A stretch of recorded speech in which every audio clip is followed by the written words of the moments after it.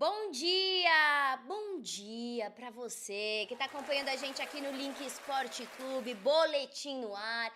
Eu tô aqui, tava com uma saudade, viu, de vocês aqui no Boletim, porque ontem foi o Frankfurt, né, que tava aqui com vocês, trazendo os principais destaques da rodada, do Brasileirão, tanta coisa boa acontecendo no futebol. Pois é, bom, você que tá aqui comigo, não se esquece de curtir a nossa live, se inscrever no nosso canal, ativa o sininho. O sininho é muito importante porque toda vez que a gente estiver ao vivo aqui, você vai ser notificado e vai participar com a gente. Bom, estamos começando numa vibe tranquila. Amanhã é feriado, mas hoje já tem início da Copa do Brasil. Ontem foi o último jogo da quarta rodada do Campeonato Brasileiro, com choque rei, teve São Paulo e Palmeiras, o jogo terminou empatado em 0-0. A gente vai falar sobre tudo isso aqui e muito mais. Mas antes, deixa aqui seu comentário, qual time você torce, de onde você fala, eu sempre quero saber.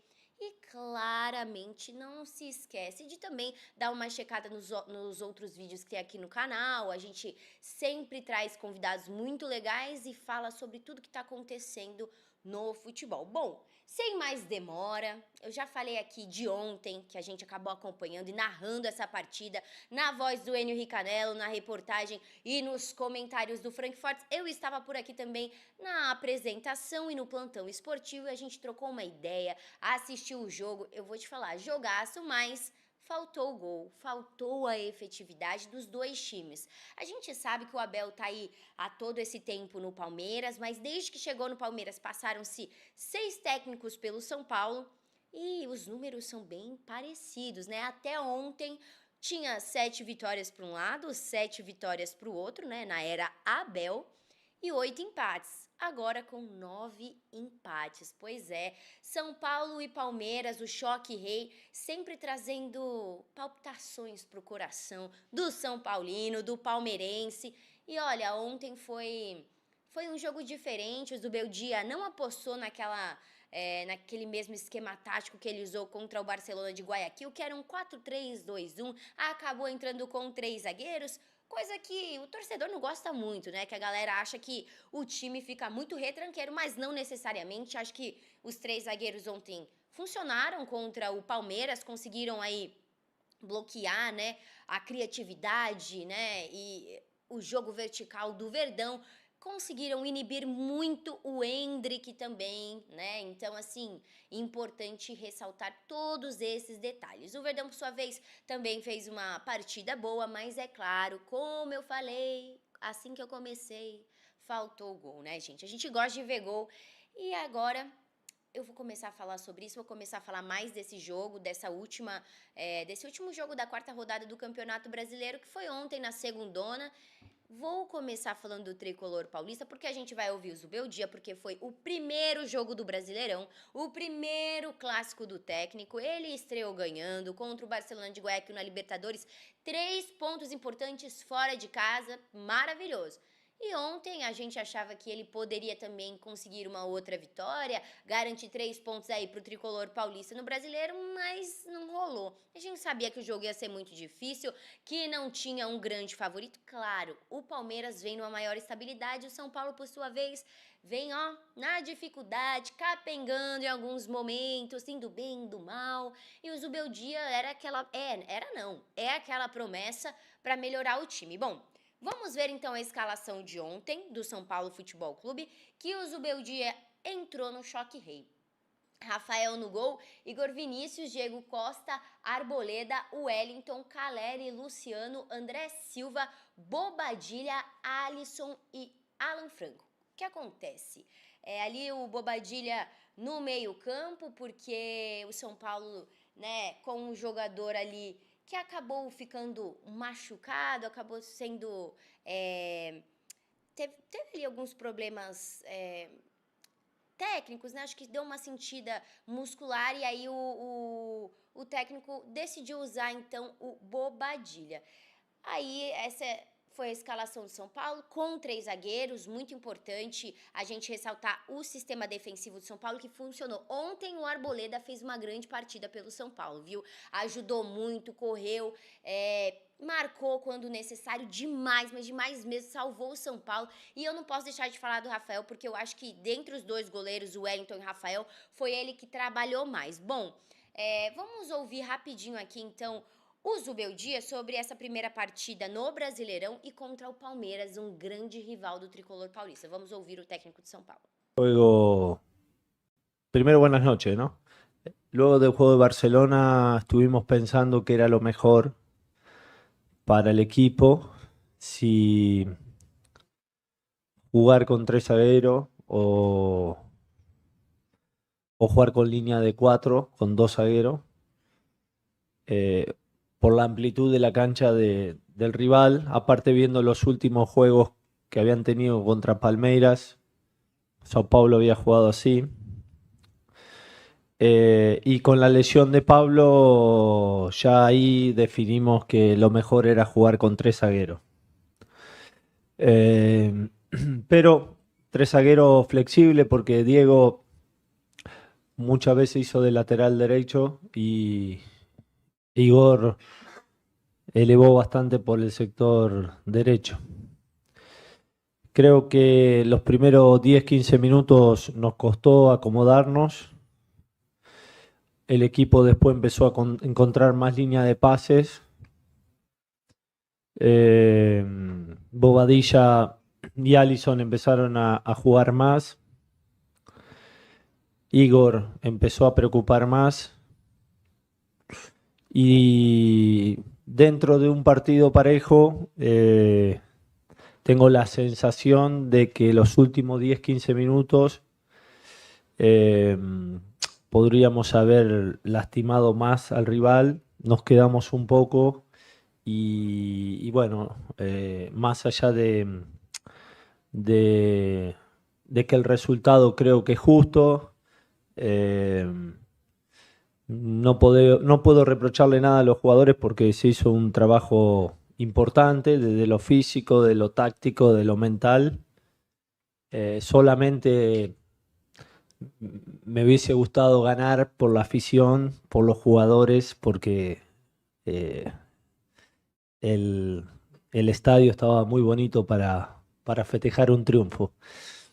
El empate creo que es lo que mejor sienta el partido.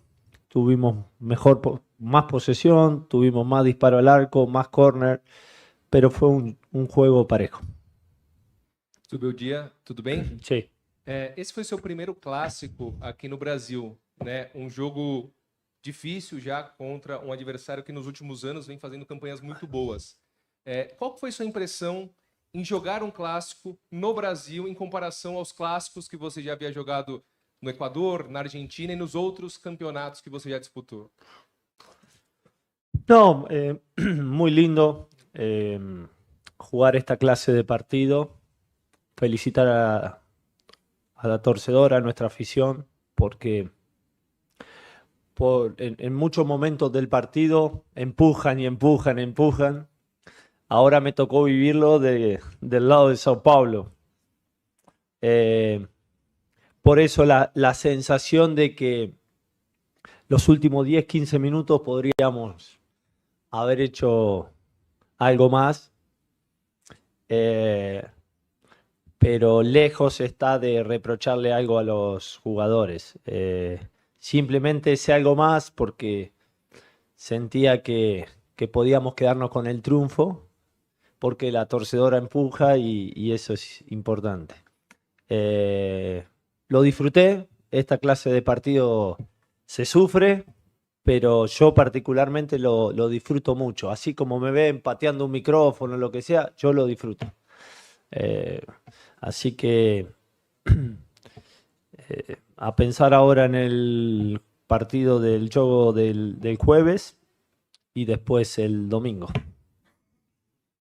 Zubeldia, boa noite. Bruno Faria, da Rádio CBN. Você está falando para tentar desfrutar o momento e já na próxima quinta-feira já tem um outro compromisso. O quanto te preocupa você não ter tanto tempo de treino para implantar a sua filosofia de trabalho? Obrigado. No, hay aspectos del juego con balón y sin balón que lo van agarrando rápido. Yo creo que No creo. Lo que estoy viendo es que son jugadores que quieren aprender, que quieren incorporar conceptos, están dispuestos a trabajar. Hicimos 2 buenos partidos y, y cuando tengamos más tiempo seguramente mejor, pero no me quejo, simplemente eh, me enfoco en ganar el poco tiempo que tengo para que los jugadores aprendan o incorporen lo que pretendo. Eh, no estoy en esa postura de, no tengo tiempo de trabajo. No, no hay tiempo. No importa, no importa. Eh, tratamos como grupo de trabajo ganarle al tiempo. Claro que tenemos algunos lesionados, eh, como Pablo, como Lucas, como Rafinha, como eh, Rato. Bueno, ahora Wellington no sé cómo está. Así que el plantel, el equipo tiene que tratar de reemplazarlo y de buena manera.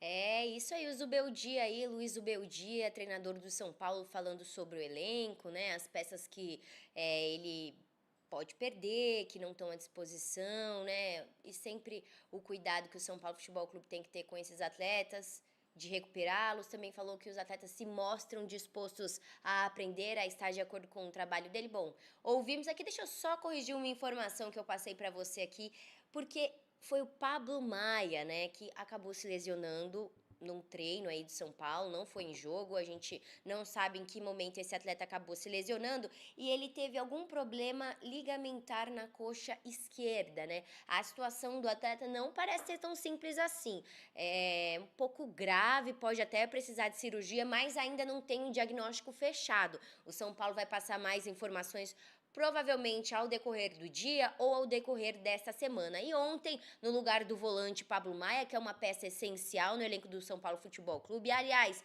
esteve aí nos amistosos da seleção, foi convocado para a seleção brasileira. Ele não vai estar à disposição, provavelmente, do São Paulo nos próximos jogos. E o Bobadilla ontem entrou e foi um grande destaque. Eu acho que supriu essa falta aí do Pablo Maia, mas esperamos que o jogador consiga se recuperar com facilidade e volte o quanto antes para o campo, porque é um atleta muito querido pela torcida do São Paulo Futebol Clube. Bom, do outro lado, do Verdão, a gente também vai ouvir o Abel Ferreira, porque ontem ele falou sobre o time, sobre esse empate, lembrando que o Verdão marcou um gol apenas no Brasileiro até agora, né? Daqui a pouco a gente vai até dar uma olhadinha na classificação, como é que ficou o giro depois dessa 4ª rodada do Campeonato Brasileiro. E sabemos que tá só no início, tem muita coisa pela frente, mas claro que cada ponto é importante, né? Então, o Abel fala disso também. O São Paulo e o Palmeiras empataram ontem no 0-0, mas garantiram um ponto, né? Esse ponto eu acho que é até melhor para o Palmeiras porque é um ponto fora de casa. E a gente sempre fala daquilo da lição de casa, ganhar em casa no Brasileiro e pelo menos empatar fora. Esse seria aí, acho que talvez seria a grande fórmula para conseguir ter uma estabilidade durante o campeonato, conseguir grandes pontos e aí uma classificação muito boa, conseguir uma vaga na Libertadores ou até ganhar, né? A gente sabe que estabilidade é sinônimo de Campeonato Brasileiro. Bom, antes de eu chamar o Abel, vamos chamar a escalação do Palmeiras. Para você que, por algum motivo, acabou dormindo cedo e não viu o jogo inteiro. Não viu nada do jogo, aliás, viu? Porque o jogo começou 8 horas, mas você que perdeu por algum motivo não viu, eu vou te contar aqui o que aconteceu ontem, ó. O Abel Ferreira entrou com o Everton, Marcos Rocha, Moreno, Endrick, Gustavo Gomes, Piquerez, Rafael Veiga, Murilo, Richard Rios, Estevão e Lopes ontem aí. Esse o elenco que o Abel acabou usando no Choque Rei. Elenco que foi incisivo, também marcou muito. Então, assim, acho que em fator de criação, os dois times deixaram a desejar um pouco. Agora, em fator da zaga, os dois times conseguiram inibir os atacantes do outro. Então, acabou sendo uma partida bem equilibrada ontem. Bom, sem mais demora, vamos ouvir o treinador do Palmeiras, o Abel Ferreira, sobre a partida de ontem. Aqui o treinador é criticado quando gira e quando não gira. Se gira é porque gira, é que se troca jogadores é porque troca, se não troca é porque não troca. Mas eu tive um colega teu, quando estávamos em Barueri, me fez uma pergunta a dizer: e se o Palmeiras perdesse estes jogos todos? Se perdesse o Independente Del Valle, tu tiveste um colega que teve a coragem de me fazer essa pergunta. Aí eu disse-lhe que não sabia, que íamos jogar um jogo de cada vez. Falando concretamente do jogo de hoje, que para mim é o mais importante, o que é que faltou? Faltou naqueles 2 penaltis que tivemos, um no pé do Hendrick e outro no pé do Lázaro, fazer golo. Foi a única coisa que faltou, foi isso, porque neste tipo de jogos, quando jogas com equipas do teu nível, que disputam pelos mesmos objetivos, é natural e normal que não vai haver tantas oportunidades flagrantes. E curiosamente nós tivemos, não foi uma, tivemos 2. Uma nos pés do Lázaro, que nem o goleiro está no golo, é um jogador do São Paulo, num momento de pressão forte nossa, e conseguimos, com uma bela pressão da nossa equipa coletiva, onde depois a pressão do Hendrick resultou na recuperação de bola, que endossou muito bem no Lázaro. E claro que nós sabemos que ninguém mais do que o Lázaro queria fazer golo do que ele, mas eu já falei isto várias vezes. Há golos que não se podem perder, este é um deles. A mesma coisa para o Hendrick, numa jogada muito boa do Veiga, que endossou no Lopes, que depois cruzou para o Hendrick, que demorou muito tempo a decidir. Mas acho que foi isso que faltou. O adversário também teve, na segunda parte, uma transição em que o Caleri meteu a bola no poste.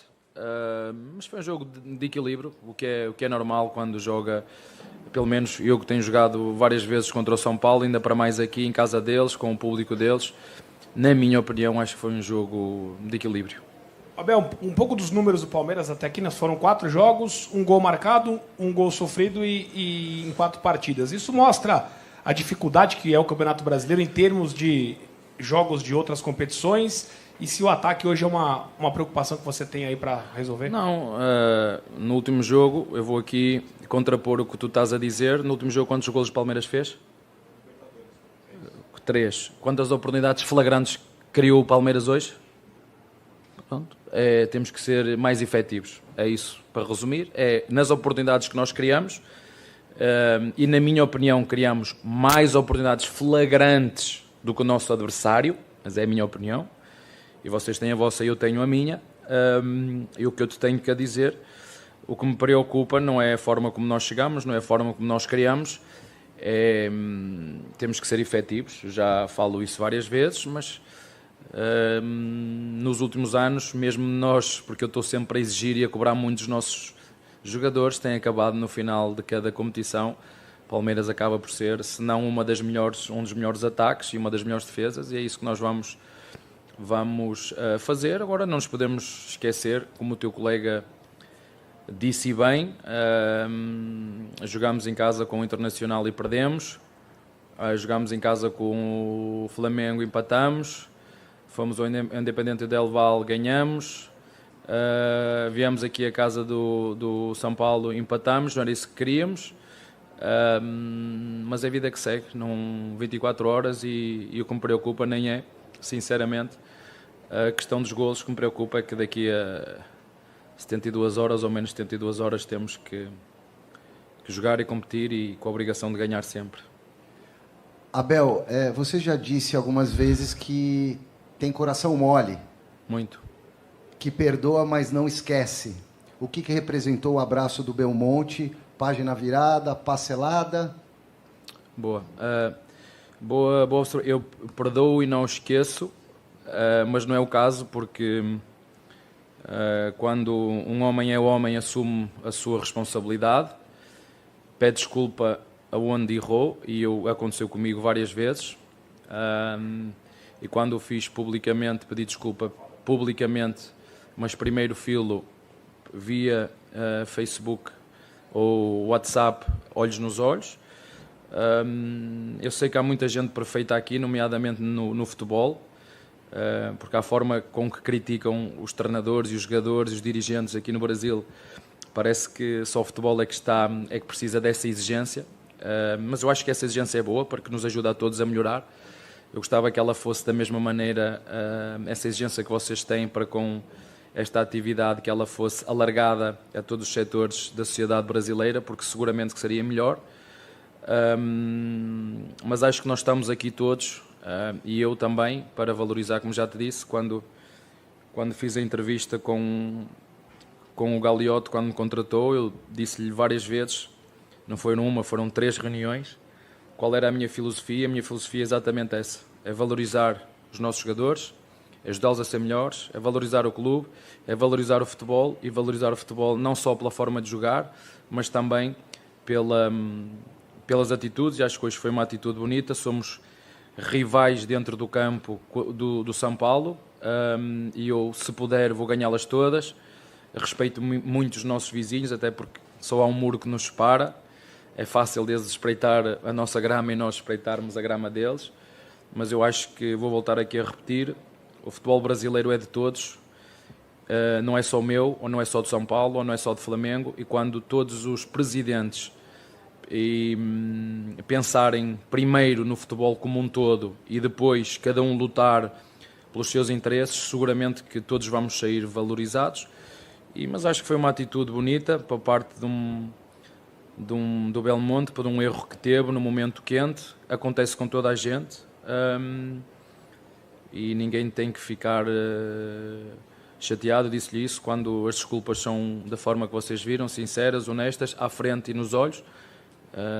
Quem sou eu para julgar quem quer que seja? E disse-lhe a ele que, da minha parte, não tenho absolutamente nada, está mais que perdoado, e espero continuar a ter grandes disputas com o São Paulo, aqui em finais, seja onde for, porque é bom para todos, para mim, para o futebol brasileiro. Isso é que é o mais importante. É isso aí, o Abel falando sobre a parcelada com o Belmonte, diretor do São Paulo, depois do último confronto aí entre o Palmeiras e o São Paulo, aquela briga generalizada que deu todo um bafafá aqui fora, e que realmente saiu do ponto. Foi muito feio, muito chato aí por parte do diretor de São Paulo, mas ele pediu desculpa, os dois se abraçaram ontem. Foi um momento de parcelada entre duas torcidas que são concorrentes dentro de campo, mas são amigas, né? Acho que o futebol tem que ter esse espírito sempre. Bom, vamos fazer um giro aí na rodada pra gente ver quais foram os resultados dessa 4ª rodada do Brasileirão. E na sequência a gente já vai ver a classificação também, quem que tá na zona de rebaixamento. Eu sei que tem time paulista que saiu de lá, que não é um lugar que pertence, graças a Deus. Bora ver então, ó. Criciúma venceu o Vasco por 4-0. Eu acho que essa é a grande zebra dessa 4ª rodada, porque o Vasco jogou em casa, né? É um vareio desse dentro de casa do Criciúma, realmente não é zebra, é zebraça. O Corinthians venceu o Fluminense por 3-0. O Galo venceu o Cuiabá pelo mesmo placar. O Juventude e o Atlético Paranaense ficaram no 1-1. 1-0 para o Bahia em cima do Grêmio, 1-1 também entre Fortaleza e Bragantino, 2-0 do Botafogo em cima do Flamengo, jogando no Maracanã com mando de campo, hein? O Mengão deixou a desejar nesse jogo aí. 1-1 entre Internacional e Atlético Goianiense, 3-1 para o Cruzeiro em cima do Vitória. Detalhe que todos os gols da partida foram feitos por jogadores do Cruzeiro que foi revendido essa semana aí. E 0-0 o último jogo da rodada entre São Paulo e Palmeiras, jogo que a gente acompanhou ontem aqui no Link Esporte Clube. E eu já vou pedir para a dona Mari passar para a classificação, para a gente dar uma olhadinha em como é que tá, por enquanto, a classificação do Campeonato Brasileiro no final dessa 4ª rodada. Aí temos Gente, eu não sei se a história se repete. Vamos com calma, mas vamos lembrar que ano passado o Botafogo ficou mais da metade do campeonato no primeiro lugar e depois perdeu para o Palmeiras. O John Textor não engoliu isso. Não é à toa que ele tá reclamando, fazendo um monte de bafafaí político em relação ao futebol brasileiro. Bom, a história tá se repetindo. Botafogo no primeiro lugar com 9 pontos, na sequência o Galo com 8, o terceiro lugar do Bragantino com a mesma pontuação, fechando o G4, o Furacão, o Atlético Paranaense com 7 pontos. Na sequência e com a mesma pontuação, o Bahia, Internacional, Cruzeiro e Flamengo. No nono lugar, o Grêmio com 6 pontos. O 10º é do Criciúma com 5. 11º do Fortaleza com a mesma pontuação. Na sequência, ainda com 5 pontos, Palmeiras e Juventude. O 14º lugar do Tricolor Paulista, o São Paulo, que soma 4 pontos até o momento. 15º lugar do Corinthians, com a mesma pontuação. Na sequência, o Fluminense, ainda com 4 pontos.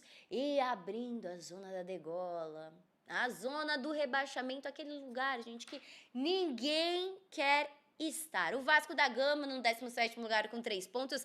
Na sequência, Vitória e Atlético Goianiense com apenas 1. E o lanterna do campeonato até esse momento, no final da 4ª rodada, é o Cuiabá, que não pontuou ainda.